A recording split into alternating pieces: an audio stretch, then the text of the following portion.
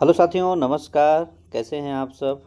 उम्मीद करता हूँ बहुत अच्छे होंगे और आपकी पढ़ाई भी बहुत अच्छी चल रही होगी।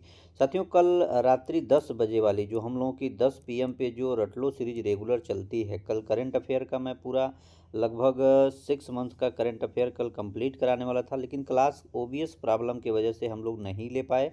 लेकिन आज सब कुछ सही रहा तो 10 बजे हम लोग क्लास लेंगे।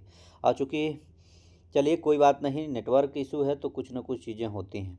देखिए, हाँ, जीवन में कहते हैं ना कि ये फ्रेंड रोजर्स के द्वारा कहा गया कि जो कोई भी अपने जीवन में एक बच्चे की मदद करने के लिए कुछ भी करता है, वह मेरे लिए नायक है। और आज हम लोगों के लिए यानी शिक्षक भर्ती हो या किसी भी विभाग की जो भी वैकेंसियां हैं, अगर इसके बारे में अगर कोई कुछ सोच रहा है या कोई कुछ कर रहा है, तो इसमें सबसे बड़ा नायक वही है। क्योंकि इस समय हम लोगों के लिए नायक कौन है? सरकार है। सरकार से ही हम लोग उम्मीद कर सकते हैं, शिक्षा विभाग से उम्मीद कर सकते हैं। और जो भी जानकारियाँ होती हैं, हम लोगों के लिए एक नायक का काम ये पेपरबाजी, यानी पेपर जो कर रहा है यही अपना नायक का काम, यानी जो भी चीज़ें होती है करता है, देता है, पेपर में छपता है। और चूँकि अपने स्तर से हम लोग जो भी चीज़ें कर पाते हैं वो विभाग जाने के बाद या किसी न किसी माध्यम से बात करने के बाद चीज़ें पता चलती हैं। लेकिन आज हमको सबसे बड़ा एक चीज़ देखने को मिला कि ये पेपर है आज का ये पेपर है, इसमें लिखा हुआ है कि एसटीटी रिजल्ट के बाद शुरू होगी चौथे चरण की शिक्षक नियुक्ति प्रक्रिया।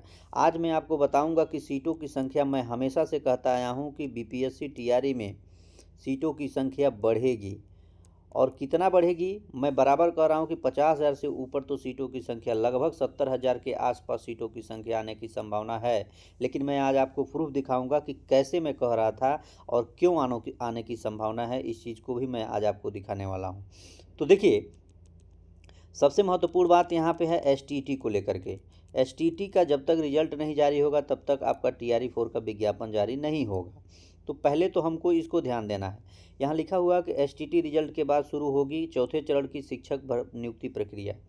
अब यहाँ पे एक चीज़ देखिए, कहा कि 31 तक परीक्षा फल संभव और 23 जिलों ने सौंपी है रिक्तियाँ। लेकिन ये जो 23 जिलों की जो जिक्र हो रही है, ये पेपर, इस पेपर में दिया है 23 जिला, दूसरे पेपर में दिया है 34 जिला, और एक पेपर में तो दिया है 38 जिला का रिक्तियां की संख्या आ चुकी हैं।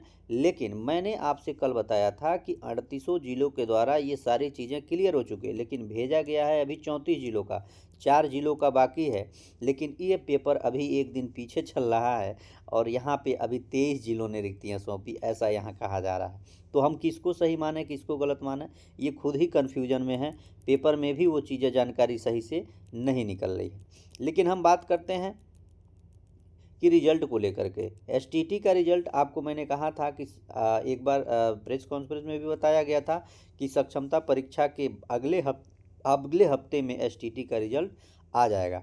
तो मैं पुनः आपको एक चीज़ कह देना चाहता हूँ कि 31 दिसंबर आपका रिजल्ट निर्धारित किया गया है और 31 दिसंबर तक रिजल्ट आने की 90% चांस है कि आपका 31 दिसंबर तक रिजल्ट आ जाएगा। क्यों आ जाएगा, इसका मैं आपको विथ प्रूफ मैं बताना चाहता हूँ। आज है आपका 23 तारीख। मैं 3 से 4 दिन पहले आयोग गया था, यानी बीएससीबी आयोग गया था। वहाँ पे हमसे ये कहा गया था कि लगभग 27 से 28 तारीख तक, यानी एक चीज़ और कहा गया, अगर 28 नहीं तो दिसंबर लास्ट तक हम इस चीज़ को देने की पूरा कोशिश करेंगे। और ये कोशिश क्यों कर रहे हैं उसका भी मैं आपको बता देना चाहता हूँ। देखिए, कोई भी रिजल्ट, अगर मान लीजिए 2025 में पेपर हुआ है, अगर रिजल्ट 2026 में ये जारी करते हैं तो इसका डाटा जाता है कि 2026 में रिजल्ट जारी हुआ है। इसको लेकर के आयोग कभी नहीं चाहेगा कि हम नए वर्ष में प्रवेश करें। आयोग यही चाहेगा कि अगर 2025 में हमारी परीक्षा संपन्न हुई है तो हम 2026 क्यों काउंट कराएंगे? हमको तो रिजल्ट दे देना है 2025 में ही, जिससे ये कहने को हो कि हम 2025 में ही रिजल्ट दिए हैं। और ऐसी बातें भी हुई हैं और यही बात सही है। पूरी कोशिश है 31 दिसंबर तक आपका रिजल्ट देने का, तो आप बिल्कुल निश्चिंत रहें। कोई जनवरी वगैरह में जाने की संभावना नहीं है। मे भी हो सकता है अगर कोई टेक्निकल इशू हो या फिर इनके कोई अगर दिक्कतें आएँ तो इसके वजह से 1-2 दिन आगे बढ़ सकता है, लेकिन 100% में 90% चांस है कि रिजल्ट आपका दिसंबर के 31 तक रिजल्ट यहाँ जारी करने की बातें हो रही हैं। दूसरी बात, हम लोग बात कर रहे हैं टीआरई, यानी इसके बाद ही टीआरई की बहाली आएगी। अब हम लोग देखते हैं टीआरई के बारे में। अब यहाँ पे एक पेपर में निकला हुआ है, ध्यान दीजिएगा, चौथे चरण की शिक्षक नियुक्ति प्रक्रिया एसटीटी रिजल्ट के बाद। लेकिन एक चीज़ आप यहाँ ध्यान दीजिएगा कि राज्य में करीब 40,000 पदों पर शिक्षकों की रिक्तियों का अनुमान है। अब यहाँ अनुमान है, ध्यान दीजिएगा, ये 40,000 की जो बात कही जा रही है ये अनुमान की बात कही जा रही है। लेकिन ध्यान दीजिएगा, मैंने आपसे क्या कहा, हमने आपसे कहा था कि लगभग 70,000 पदों पे बहाली आने की संभावना बन रही है। क्यों बन रही है उसका मैं आपको जीता जाता उदाहरण बताना चाहता हूँ, और ये क्यों, ये भी समझिए। देखिए, अभी एक दिन पेपर में आपको दिया, माननीय शिक्षा मंत्री ने कहा कि 27,000 पदों पे हम बहाली देने के लिए तैयार हैं। ये पद की बहाली जो है ये केवल टीआरई 3 के बचे हुए सीटों की संख्या है। जो इनके पास डाटा था तो इसके अनुसार ये बोल रहे थे कि हम इतना बहाली देने के मूड में हैं। तो ठीक है, ये डाटा तो पर्याप्त था उनके पास। दूसरी बात, अब जब 38 जिले का जो मंगाया गया है, फिर से जब 38 जिले का अपना रोस्टर या रिक्तियों की संख्या मंगाई गई है, तो लगभग इसमें भी 30 से 35,000 सीटों की संख्या यहाँ पे बढ़ के आएगी।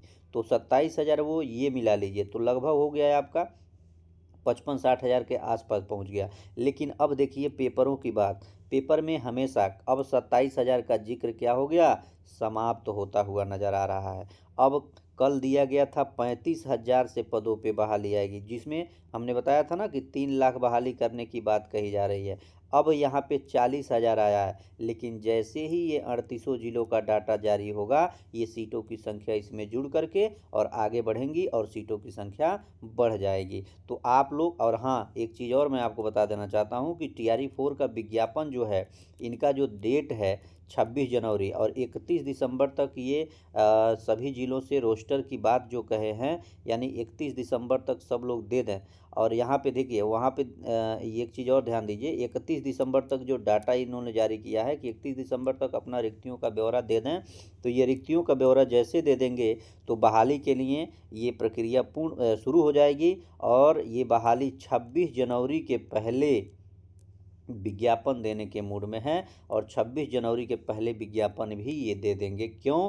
क्योंकि माननीय मुख्यमंत्री जी को मुख्यमंत्री बनने के बाद पहली बार ये, मतलब इस सत्र में मुख्यमंत्री बनने के बाद पहली बार ये अपना 26 जनवरी यानी गणतंत्र दिवस पर ये कह सकें कि हमने इतनी बहालियों का प्रक्रिया शुरू कर दिया है। तो इसलिए आप लोग पढ़ाई करिए, बिल्कुल निश्चिंत नहीं, एकदम निश्चिंत रहिए, और ऐसा नहीं सोचना है कि हाँ कि आपकी बहाली नहीं होगी, बिल्कुल बहाली होगी।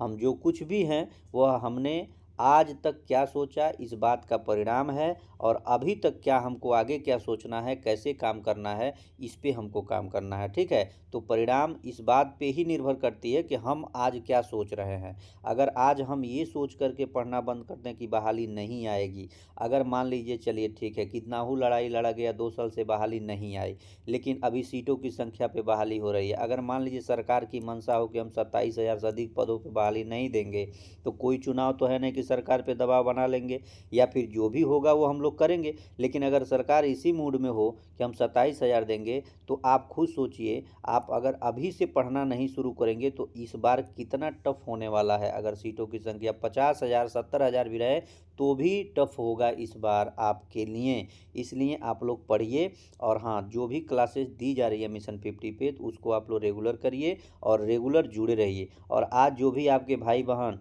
जो मेंस 17वीं मेंस में क्वालिफाई हैं, उनके लिए इंटरव्यू का प्रोग्राम आज रखा गया है, रात्रि मतलब शाम को 7 बजे। तो आप लोग उनको ज़रूर सूचित कर दें।